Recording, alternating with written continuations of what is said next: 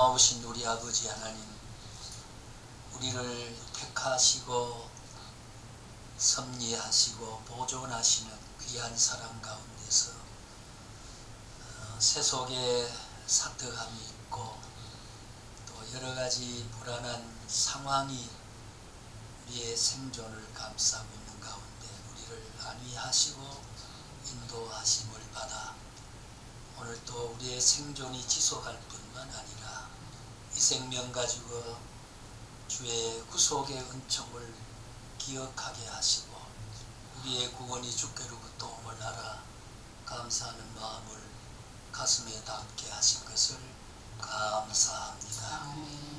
오늘 한 두어 주 저들이 휴강됐던 일을 오늘 다시 시작하도록 시간을 주시고 조건을 주시니 감사합니다. 특별히 사랑하는 종들이 주님이 이 땅에 육으로 오셔서 구속의 자취를 험한 길 걸으며 남긴 자취를 더듬어 보고 주님 태어나시고 걸어가신 사역하신 그 현지를 이제 탐방하고 무사히 귀국하게 해서 오늘 건강한 몸으로 다시 재회하여 복된 시간 나누게 된 것을 감사하옵고 또 먼 곳에서 양평이주까지 살아가는 종 무사히 오늘 또 이곳에와 함께 그간 접조했으나 만나게 하시고 동참하게 하시고 함께 시간 나누게 된 것 감사하옵고 한상윤 전사님 또 거리가 먼 곳에서 이렇게 달려와서 함께 우리와 같이 주의 말씀을 상론하며 나누게 된 것을 감사합니다. 아버지 하나님 복된 자리에 우리의 특권을 누리게 해주시고 주의 말씀이 진리요 생명이요 길이고 주님 자신임을 알아서 오늘도 저들이 몇 말씀으로 나누는 가운데 주고받는 말은 우둔하고 미치지 못하지만은 성령님이 전하는 사람의 생각과 듣는 사람의 귀를 열어주심으로 말하고 듣는 분량 이상의 우리에게 크게 깨닫는 역사도 성령님이 인도해 주시옵소서. 예수님의 이름으로 기도하옵나이다. 아멘.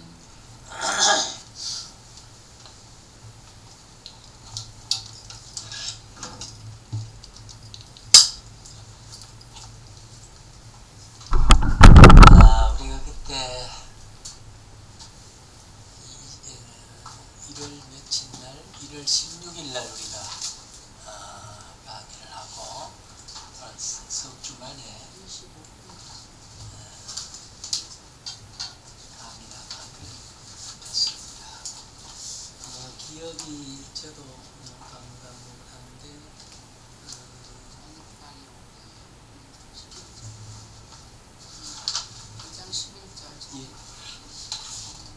25페이지요? 13페이지까지 했고 23페이지 예, 25페이지 11절부터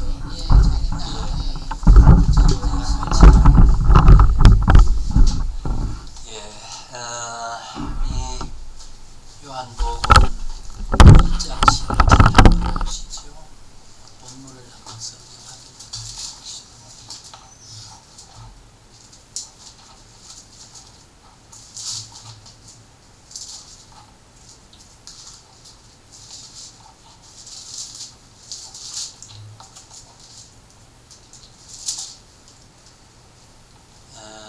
이런 말씀이 있습니다. 자기 땅에 오매 자기 백성이 영접하지 아니하였으나 자기 땅에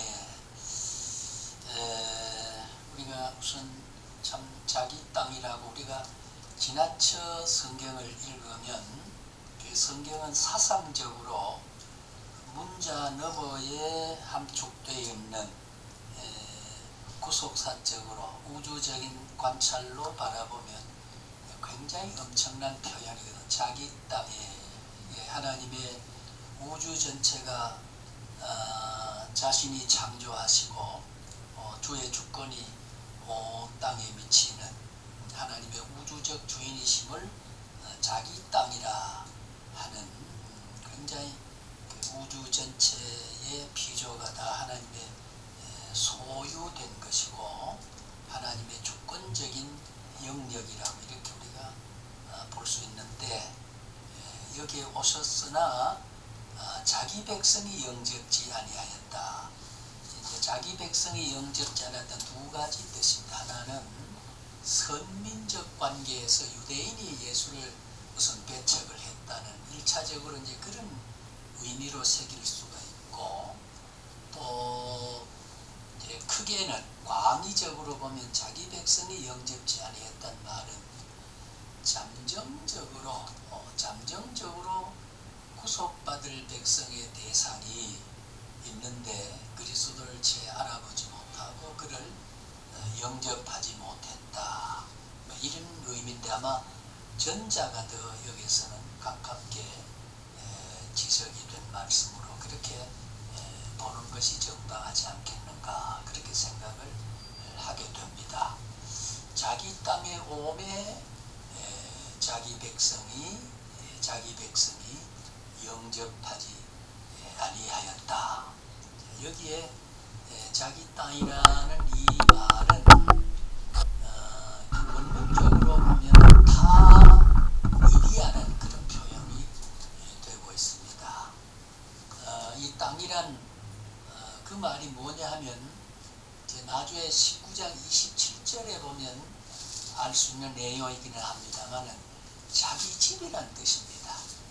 자기 집이라. 타 이디아란 말은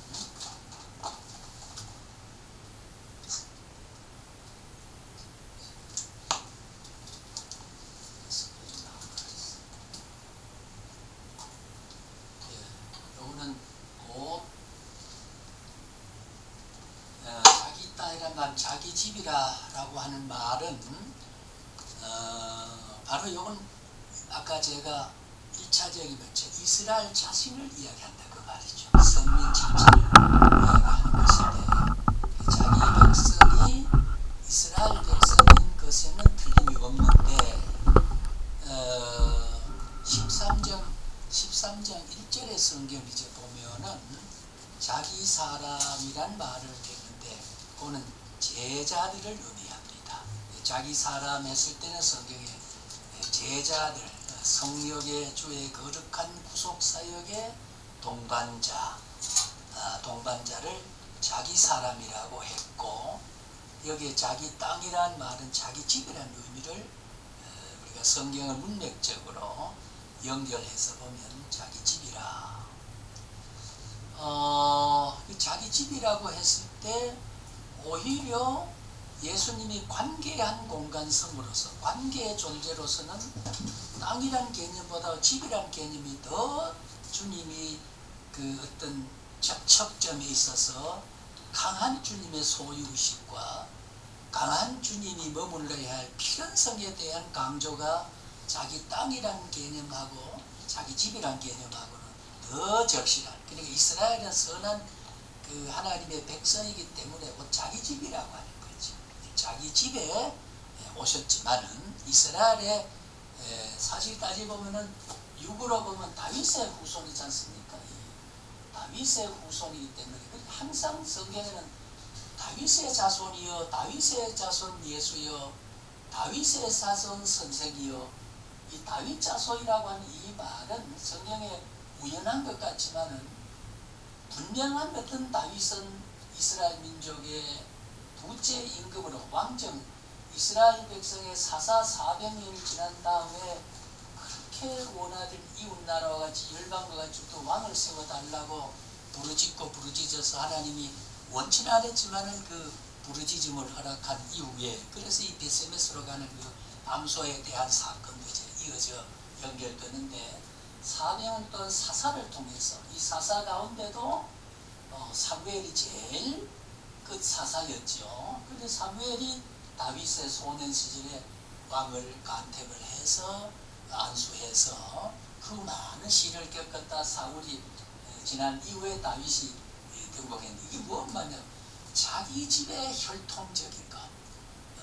그리스도는 철저하게 하나님이시면서 이 땅 위에 역사적으로 오셨다. 우리가 성지순례란, 우리가 조금 전에도 우리 기도에도 이야기했지만, 성지순례란 말은, 성지란 말은 뭐 땅이 곧 거룩하단 말이 아니지만 우리 주님이 밟고 간 자체가 우리가 성지라 이렇게 말하지만, 그러한 땅에 직접적으로 주님이 왔다, 역사의 혈통을 타고 왔다 하는 것은 기독교는 관념이나 철학적인 종교가 아니고 분명한 역사 속에 오셨다. 그 역사 속에 오셨기 때문에 그 역사가 1세기든지 2세기든지 오늘 21세기든지 간에 그 세기에 연결되어지는 시간 속에 있는 것은 2000년 전에 예수지만 2000년 후에 시간의 연속성에서 시간 속에 오신 그리스도는 바로 다윗의 후손으로서 우리 자신이 만나고 우리 자신을 집을 삼고 오신 주님이라고 하는 사실을, 그런 그 역사성을 항상 다윗의 자손이요 혹은 어디에서 어떤 공간성을 말하고 구체적인 시간성을 말할 때는 그것은 바로 뭘 의미하냐면, 내가 살아가는, 오늘 구속받은 내가 살아가는 것과 주님이 행동하는 것과 공간성의 단절이라든가 시간성의 단절이라든가 사건성의 단절이라든가 그 사건의 효력에 대한 어느 한 시간과 어느 한 공간과 어느 사건이 멎어진 게 아니고, 그 역사란 말은 오늘도 역사고 그 시간이 지속적이고 반복되기 때문에 그게 바로 내 곁에 주님이라고 하는 사실을, 우리가 다윗의 자손이라든가 여기에 내 집에 오셨다는 오매하는 것은 그것이 역사적인 회고적인 주님으로 온 게 아니고 내 자신에게 오셨다 그 말이에요. 그러니까 그것은 오늘 내가 부르면은 나의 사람, 제자들이라고 했던 그 주님을 따랐던 사람과 징배 없는 바로 내가 주님의 제자요 주님의 사람이고, 육신적으로는 지금 주님은 변형이 돼서 부활 영체로서 하늘나라 계시지만은 그 하나님, 성자 하나님이 하신 일을 보혜사 성령을 오늘 또 보내주셔서 주님 하신 일을 똑같이 우리에게 사역하고 계신다는 거죠. 본체론적으로, 삼위일체 본체론적으로. 그래서 우리가 이 다윗의 자손이라든가 몸으로 오셨다든가 여기에 이제 이디아라고 하는 말, 다 이디아라는 이 말 자체가 집으로 오셨다. 집이라는 건 구체적인 우리의 삶에 있어서 실감 있는 공간성, 공간성, 곧 나를 영적인 성전을 삼고 계시는 아버지라, 이런 그 현실성에서 연계가 되어가는, 그 사상적으로 조금도 단절이 없다. 그게 바로 우리 주님이다. 지금 우리가 복된 것은 이렇게 내게 오신 주님을 영접하고 있다 그 말이에요. 영접하고 있다. 굉장히 참 우리는 복받은 그런 큰 의미를 한 놈에 우리가 담고 있다고 생각을 하게 되는 거지요. 그래서 유대인의 배척으로, 유대인은 불택자의 배척으로, 물론 유대인 가운데도 지난번 우리 로마서를 할 때에 이방인을 통해서 그들이 시기심이 일어나게 해가지고 예수를 다시 믿게 해서 하나님의 정한 숫자를 이루어가는, 그게 계시록에 가면 14만 4천이라고 하는, 14만 4천이라고 하는, 이렇게 하면 안 되지요. 14만 4천이라고 하는 그 상징적인 수가 있습니다. 우리 여러분들과 저는, 우리 동역자들이 다 우리 14만 4천 속에 우리는 있는 것이다. 14만 4천 속에 있는 것이다. 그리고 구속을 구속사적으로 성경의 사상성을 배경을 우리 이해하고 보면은 모든 것이 감격스럽고, 그 특권이라고 하는 것은 놀라울 정도로 특권이 있다는 거죠. 그렇게 우리가 이해할 수 있고, 자기 백성의 특권이란 말로 제자들에게 부여된 것이다. 전절 10절에 아까 우리 11절 이야기에 전절 10절을 다시 한번 보면은 이런 말씀 있죠. 그 세상에 계셨으며 세상은 그로 말미암아 지은 바 되었으되 세상이 그를 알지 못했다. 그것이 11절하고 주님의 소유된 것. 우리 영적으로 우리의 집은 이미 마귀의 자손의 집이 된, 마귀의 자손으로서 마귀의 후예로서 지어졌던 것이 우리는 새롭게 지으면, 우리가 중세로만 다른 말로 말하면은 새 창조가 됐죠. 재창조가 됐다. 이 재창조라는 개념을 제 세례파에서는 구원받은 세례를 다시 받아야 된다고 생각해서 의식으로서 세례보다도 다른 세례적인 제도를 해가지고 오늘 이단에 물들어진 교파들이 있기도 합니다. 우리는 그런 세례를 요구한 것은 아니고, 그래서 이 10절에는 세상을 상대해 오셨고, 세상을 상대해 오셨단 말은 나를 곧 상대해 오셨다. 그래서 아까 읽은 본절 11절에는 그 범위를 좁혀서 이스라엘 땅에 오셨다. 예. 자, 우주지요. 그 우주라는 개념을 참 묘한 거거든. 전체 우주라는 개념을 이스라엘은 개념으로 압축하고, 이스라엘은 개념을 집이라는 걸로 압축하고, 집이라는 개념은 곧 나라고 하는 압축이 돼서 결과적으로 우리는 우주 속에 그리스도의 위대한 구원적 사역의 대상으로서 나라고 하는 존재가, 나라는 존재가 존재하고 있다. 이렇게 이제 보는 것이, 이스라엘 왔단 말은 내게 왔단 말이고, 시간적으로 공간적으로 내가 제한 때문에 오늘 우리가 이스라엘 가봐야 그 자체를 알지요. 내가 제한이 없었다면, 시간 초월했다면 그 당시 내가 거기 있었고, 공간 초월했다면 내가 그 당시 그 자리에 있었고, 조건 초월했다면 아문 바다 건너 비행기 안 타도 그쪽에, 참 내 제한 때문에 그렇지 주님은 무제한으로 거기에 나섰지만 나의 제한 속에 오셔서 나를 집을 삼고 계신다 그 말이죠. 우리는 영접하고 있다 그 말. 이게 우리의 선택받은 특권이란 말입니다. 지금 우리는 영접하고 있다 그 말이죠. 결국 우리 주님은, 다윗의 자손 오신 주님은 다윗의 혈통 속에 있었단 말은 그 혈통의 영적으로 내가 바로 인류는 한 혈통 속에 있기 때문에 창조인자로 보게 되면은 아담의 유전인자가 곧 오늘 또 우리 속에 있다는 말과 똑같아요. 아담을 다시 가죽옷을 지어 입히고 죄의식을 없어지게 되고 다시 하나님이 그에게 위로를 주고 해방감을 줬던 그 해방감은 우리 자신이 회복한 것에 대한 예표적이고, 그 예표는 오늘 우리 세례를 통해서, 우리 신앙 고백을 통해서 내게 확증되고 있다는 거죠. 이것이 이제 우리가 요한복음이 가진 위대한 그리스도 오심에 대한, 육적 역사에 대한 깊은 사상이라고 우리가 새겨볼 필요가 있다. 그래서 이 이스라엘 땅에 오셨다. 이스라엘은 하나님의 선민이 되어 독특한 의미에서 하나님의 백성이라고 불렸다. 그것이 이제 시편의, 예레미야의, 호세아의, 스가랴의, 신명기 등의 성경을 참조해 보면 그런 내용으로 우리는 선민이 됐다. 선민이 됐단 말은 지정했다는 뜻도 있지만은 하나님의 소유가 됐다 그 말이죠. 소유가 됐다.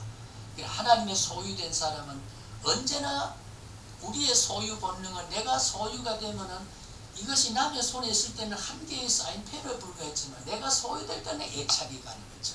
선민이 됐단 말은 언제나 하나님의 애착의 대상으로 내가 존재한다. 애착의 대상으로. 이게 선민의 관점입니다. 선민의 관점이죠. 일반 세상은 자기들의 조물주를 알지 못하였고, 그를 알 수 있는 이스라엘은 그를 영접하지 않았다. 이게 그리스도의 배척 사상입니다.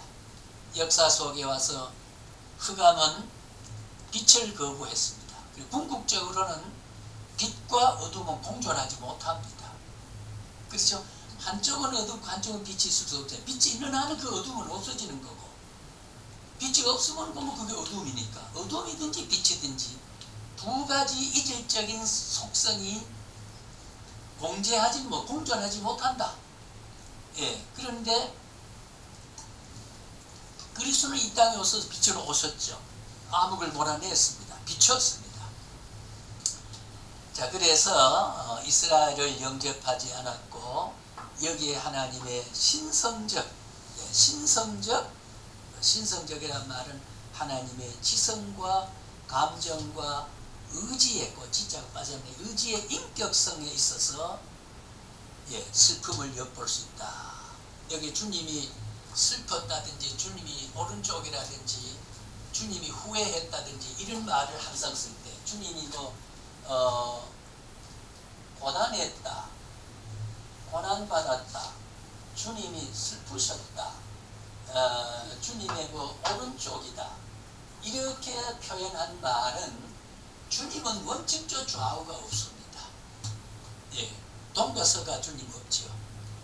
우리는 어느 기점을 통해서 어느 쪽을 동이라고 어느 쪽을 서라고 남동 이렇게 구분하지만은 주님은 우주에 안 계신 오직 편만에 있기 때문에 이 고단하다든가 고난이라든가 이거는 지정의의 인격성에 대한 인간의 감정을 이입했단 말이에요. 조금 난해한 표현하면 이입해서 옮겨가지고 내가 느끼는 것을 하나님의 인격성에다 해가지고 만약에 우리 같으면 이런 대접을 받으면 매우 고단하고 매우 슬펐을 것이다.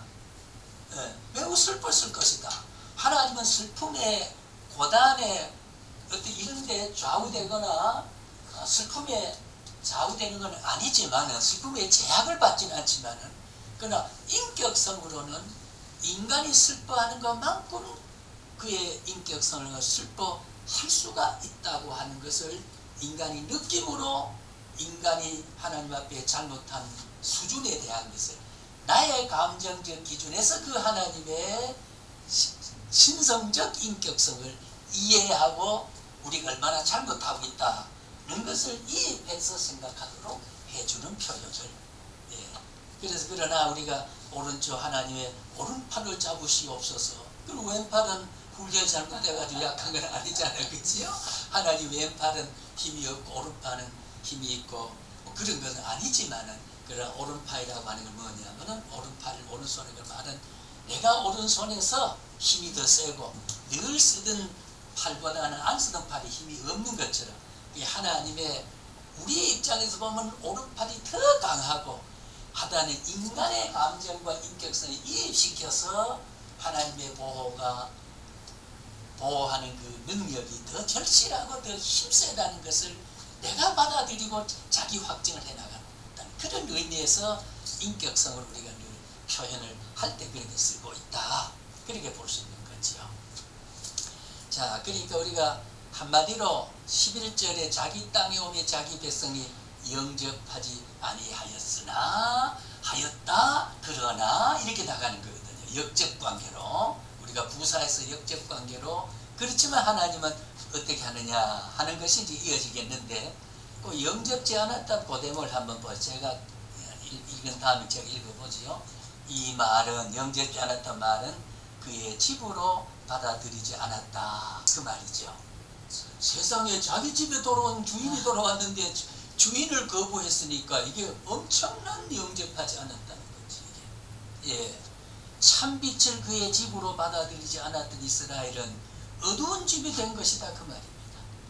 빛으로 오신 주인이 오셨는데 그 집은 전등을 켜지 못하고 문을 닫아 걸고 영접지 않았기 때문에 그러니까 결국은 흑암과 빛은 공존하지 못하지만 빛을 받아들여 빛을 차단하고 있었기 때문에 어둠 그 밖에는 인간이 거부는 불신적 담 밖에는 주님이 빛으로 계시고 불신한 그 세계는 정신적으로 영적으로 암흑의 세계를 유지하고 있다고 하는 그걸 우리가 대립을 시켜서 여기서 표현하고 있다. 그래서 영접이란 말은 공적인 환영을 의미를 가지는데 그때에 개인적으로는 그리스도를 받아들인 사람은 있었으나 민족 전체로서는 그를 거역하며 십자가상에 버렸던 것이다. 이것이 바로 이스라엘 민족적인 죄가 된 것이다. 이 이스라엘 민족적인 죄. 그 중에 개인적으로 받아들일 사람이 있거든요. 예수님 십자가 못 박는데 조롱하는 사람이 있으려면 통곡을 한 사람이 있었다 그 말이에요. 예, 통곡을 읍기자는 읍기하고 읍기자는 읍기하란 말은 제가 열 몇 살 때 그 한자를 한 2000자 알았다는 말씀 자랑이 아니라 제가 그렇게 알았는데 김종서 목사님이라고 유명한 우리 한학자로서 초기에 우리 평안도에서 목사된 걸 아닙니까? 참 섬기면서 한학에 능통한 분이지요. 전부 성경 설교를 한자로 다 설교를 쓸 만큼 그 사람 제가 소년 시절에 신앙생활이라는 한 편의 다이제트로 나온 게 있는데 여기에 보면은 예수님의 십자가 돌아가실 때의 상황을 설교문을 읽히고 한 걸 제가 아직도 듣기 자는 듣기하고 속이 자는 속이하고 그러니까 울고 가는 자는 통곡하고 울고 가고 비죽비죽 희죽거리고 조롱하는 자는 조롱하면서 돌아간 사람이 있었다. 역사는 그리스도가 피를 흘리는 그 현장을 보고 그것에 안타까워 찌푸리는 얼굴이 있는가 하면 빈정거리는 얼굴도 있었다. 그것이 바로 한편 강도는 당신이 권능자고 선지자고 능력자면 너도 나오고 우리도 풀어달라. 왜 그래 죽고자 하느냐. 그럴 때 야 이 사람아 자네와 나는 당연히 죽을 죄를 짓고 죽는데 여기에 이분은 그렇지 않은 분이 억울하게 지금 달려있다. 예수의 당신 나라 임할 때 똑같은 상황 똑같은 조건 똑같은 공간에서 똑같은 눈으로 주님을 바라보면서 어떤 사람은 구주로 바라보고 어떤 사람은 조롱하고 비아냥거리는 저주의 눈으로 바라보는 것은 같은 눈 같은 사건을 보고도 비춰지는 모습이 이것이 바로 특권을 누린 자에게 선택한 자에 비춰진 구원의 진리는 이게 비밀이라는 거죠. 이게 슈퍼스크립트다.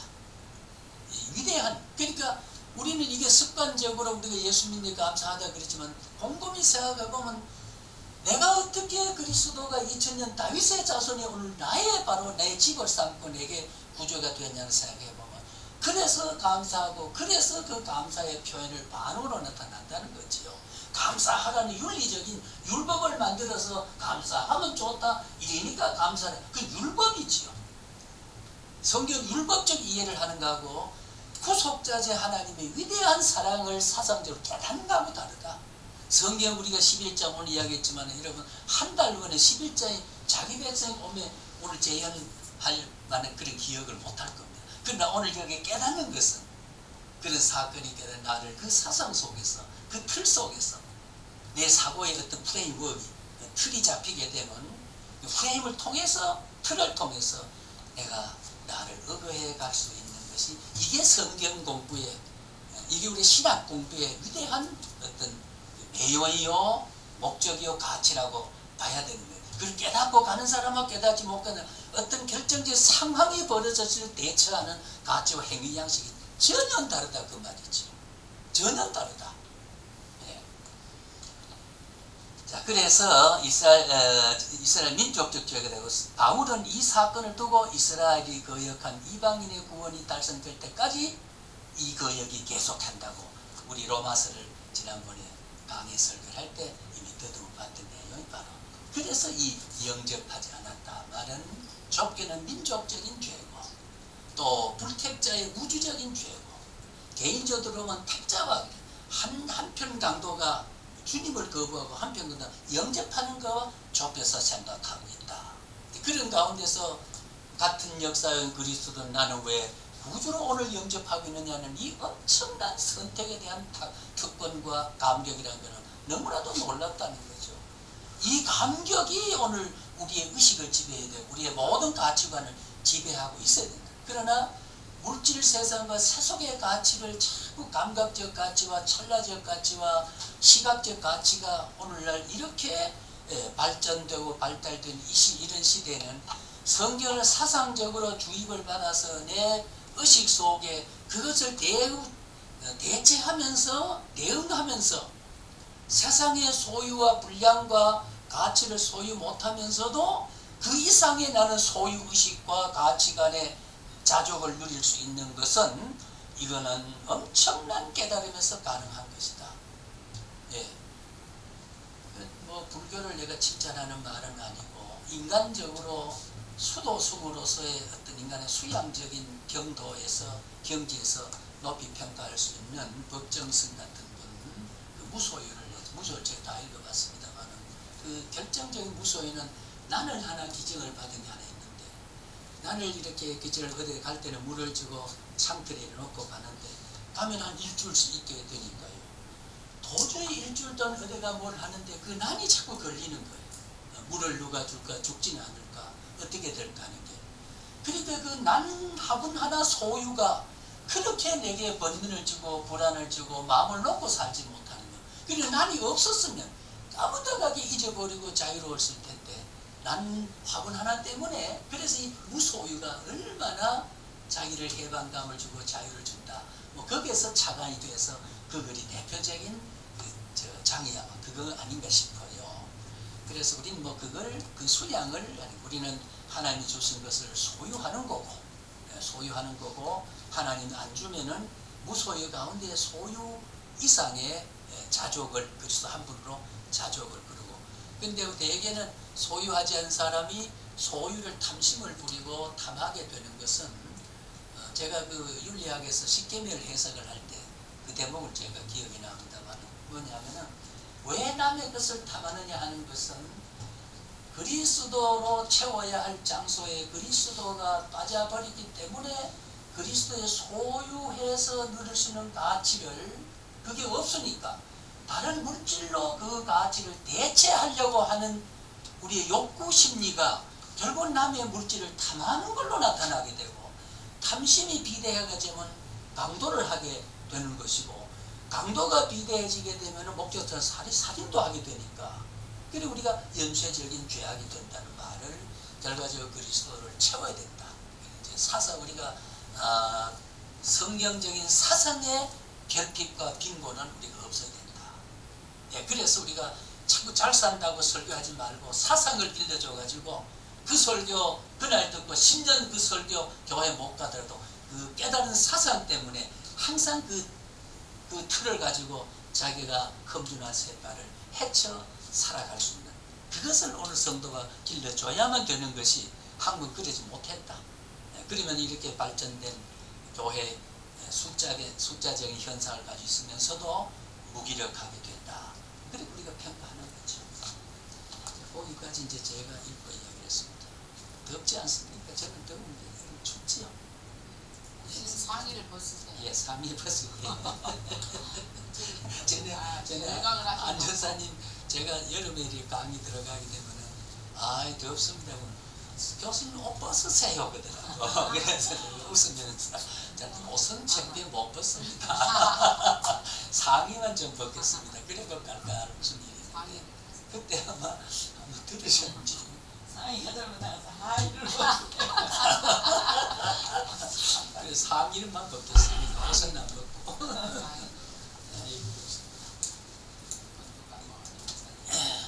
그리고 한전사님이 그 밑에 대목을 12절을 한번 그 11절 사상이 그렇기 때문에 18절까지가 이 요한복음의 서론적인 게 이렇게 사상이 깊습니다. 우리 그걸 찾아 성경은 사건적으로 귀절을 기억하는 게 중요한 게 아니고 성경 전체를 우리가 한 기절 속에도 신구의 구구절절이 연결된 사상으로 알아줘야 된다는 거죠. 예, 12절 영접하는 자 곧 그 이름을 믿는 자들에게 11절의 영접은 민족적 환영을 말하고 이스라엘은 민족적으로 그를 거절했다. 그럴 때마다 비근의 역사도 겸하여 맞을 수밖에 없었다. 본절의 영접은 개인적 환영을 말한다. 당시 민족적 거절 중에도 개인적인 그리스도를 환영도 있었다. 예수님에 대한 역사의 거절과 환영의 교차점이 그리스도의 전 생애를 따랐고 그 절정은 곧 십자가였다. 이와 같은 교리는 지금도 흐르고 있고 세속의 역사가 존재하는 날까지 기독교는 환영과 거부의 역사는 반복될 것이다. 우리는 개인적으로 그분을 구주로 영접하게 된 이 감격은 그의 계시를 학습하는 것으로 반응하는 것으로 감사하자. 예, 그렇습니다. 영접하는 자고 이름을 믿는 자들에게는 11절의 그 영접이란 말을 거기에 헬라어로 제가 소개를 좀 해놨습니다. 이 영접은 민족적 환영을 말하고 이스라엘 민족으로 그를 거절했다. 그럴 때마다 비극의 아니냐 비극의 역사도 겸하여 맞을 수밖에 없다. 여러분 그 잘 아시는 대로 60년 포로 생활이라든가 바벨론의 압박이라든가 갈대아 사람에게 그 압박을 받다든가 그 마게도냐 그 아그리파 그 대왕에 대한 정복을 통해서 그 사마리아인이 혼혈족이 형성된 그런 사건도 보게 되면 그때마다 민족적으로 하나님의 뜻을 거역했을 때 왜냐하면은 이게 자기 집이 아닐 때는 관계없는데 자기 집에 오신 그리스도가 지금 주인이 오신데도 나그네가 지금 거부를 하고 있단 말이죠. 그러니까 강제로 철거할 수밖에 없죠. 내칠 수밖에 없죠. 우리가 가장 현실적으로 윤리적인 구조에서 이야기해보면 그런 거거든요. 그래서 비극도 겸하여 받았다. 그래 본절에 이 영접이라는 람분호란 말로 되어 있죠. 람분호, 헬라어로 람분호라는 발음이 되어 있는데 이 영접은 개인적 환영을 말한다. 여기서 람분호는 개인적 환영을 말한다. 당시 민족적 거리 중에도 개인적으로 앞전에 잠깐 이야기했지만은 그리스도를 환영한 사람도 있었다. 예수님에 대한 역사의 거절과 환영의 교차선이 그리스도의 전 세계를 나타났고 주님이 우주적 종말을 마감하고 새로운 신천 신제가 열려질 때까지 이거는 계속될 것이다. 예, 그러니까 우리가 그 잠언 16장 4절에 제가 기억은 잠언 16장 4절에는 악한 자도 악한 일을 위해서 적당하게 하셨느니라 그렇게 되어 있어요. 그러니까 악은 악의 심판의 기준을 하나님의 심판의 막대를 가지고 심판하기 위해서는 부득이 악한 날을 허용합니다. 부득이 악한 날을 허용해요. 그 우리가 생활 속에도 나를 방심하지 못하는 상황은 언제나 하나님이 사랑하기 때문에 주는 거거든요. 예, 거기에 대한 저항인자를 하나님은 조절하고 그의 통치섭리라고 하는 그 셈을 새털을 헤아리시고 머리카락을 헤아리시고 바다의 모래알까지도 헤아려 볼 수 있는 하나님의 딜케이트한 그런 어떤 세심한 관찰이 오늘 또 우리는 내 인간의 감각 속에 하나님이 그대로 일깨우고 속삭여 주지 않았다고 해서 내대로 살아가는 게 아니라는 거죠. 그렇다고 우리가 지난번 우리 섭리론 할 때 이신노이라고 하는 것은 아닙니다. 이신노이라고 하는 것은 스위치를 하나 넣어 놓으면요. 우리 저 스위치 켜면은 그 다음에 끌 때까지는 계속 돌아가거든요. 그러나 1분, 2분마다 기술적 뜻으로 스위치를 계속 우리가 연동시키는 작동을 안 합니다. 그러니까 한 개의 스위치가 들어가면 그 다음에 계속 돌아가더라는 그게 바로 이신론, 자연의 어떤 이치를 줘가지고 하나님의 간섭 없어도 되도록 돌아가게 하는 그 이신론이 그게 이단 사상이거든요. 그렇지 않다. 하나님은 불티 하나 날아가는 것도 불티 날아가도 하나님 칼빈은 말했습니다. 농부가 들판에 가서 거저기를 건부를 불을 태울 때 불티가 하늘로 날아가는 것도 하나님 섭리에 속한다. 저는 그 청년 때 그 말을 이해 못했어요. 아이고 좁쌀기 빠지지 하나님이 그거까지도 섭리하느냐. 그런데 따지고 보니 그게 아니더라고요. 보니까 하나님은 태양빛을, 하나님은 공기를, 하나님의 기압을 섭리하니까 결국 불티가 날아가는 것도 찬 공기와 기압이 낮은 공기, 높은 공기가 썩박가 함으로써 바람이 일어서 공기 소통이 되고 산사 소통이 돼야만이 되어질 게 있다 그 말이죠. 풍차가 돌아가게 한다든가 또 이번에 성지순례가 가실 때는 2시간 덜 오실 때는 2시간 바람을 등지고 갈 때 비행과 항로가 바람을 안고 갈 때 항로는 그 시간 단축이 그만큼 차이가 나거든요. 그와 마찬가지로 결국 따지고 깨닫고 보니까 하나님의 공기 소통과 기압의 소통과 이 통치섭리 자연섭리들 통해 가지고 불티가 날아가는 것 자체는 모르지만 하나 날아가게 되는 것은 올라가는 것은 결과적으로 그 공기가 가볍기 때문에 날아 올라가지 주변보다는. 그러니까 하나님의 섭리라 그 말이에요. 불티 날아가는 것도 전혀 하나님의 통치와 섭리에 무관하지 않는 상황으로 이해할 때 그러나 그 모든 섭리는 우리에게 덕이 되도록 끝내는 덕이 되도록 섭리해 주신다고 하는 것이 하나님의 일관된 성경의 언약이죠. 자, 십자가의 때 이와 같이 조류는 지금도 흐르고 있고 계속 역사가 존속한 날까지 그렇게 기독교는 반복될 것이다. 개인적으로 그분을 구주로 우리가 영접하게 되고 오늘 우리가 이와 같은 주님의 계시를 학습하게 되는 것이 이것이 우리가 주님이 이 땅에 오신 것을 우리는 영접한 것의 반응이다. 이 자체가 우리는 영접하고 있다. 영접하는 자는 그를 우리의 한 식구로, 우리의 구주로, 우리의 주인으로 모셨다고 하는 것에 대한 반응이다, 확인이다, 이렇게 말할 수 있는 거지요. 자, 거기에 자 하는 거, 영접하는 자 있죠. 본문 안에 인용하는, 환영하는 만큼 다, 에즈맨 에즈, 다의 뜻으로 신자와 그리스도의 개인적 관계를 말한다. 요거는 좀 어떤 관계는 좀 대강 읽고 지나가겠습니다. 우리의 신앙의 실체는 그리스도를 그대로 마음속에와 생에 받아들여야 한다. 그것이 바로 우리의 환영이다. 왜 그러냐? 이유를 달고 하는 게 아니고, 그리스도는 오시는 것이 나를 위해 오시는 것이고, 사랑으로 오시는 것이고, 나를 보호하기 위해서 오시는 것이니 그 자체로서 환영이 된다, 그 말이에요. 그 자체로서. 그래서 그 이름이란 말, 본문 안에 이름이란 말이 있는 것은 그 인물의 본성이나 성격을 표시하는 요소의 전부를 말한다. 그래서 우리가 예수님 이름으로 기도합니다 라고 하는 말은 그 이름은 그 인격에 대한 대치이고 대표고.